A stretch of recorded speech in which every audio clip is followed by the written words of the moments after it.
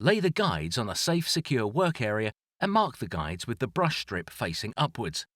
Measure 120mm from the top and 120mm from the bottom. Position the guides back to back so you can mark both together to keep the holes level. Work out the size between the marked holes and mark out the relevant number of fixings required at evenly spaced intervals. Use a 6 or 7mm drill bit for the first holes. Drill all the way through the guides.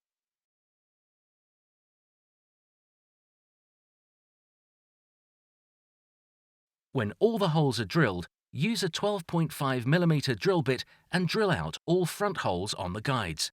This will allow for the cover caps to be fitted, which will ensure a neat finish. We recommend putting a cut in the top of the guide approximately 25 to 30mm down and slightly bent out to give a smoother running door.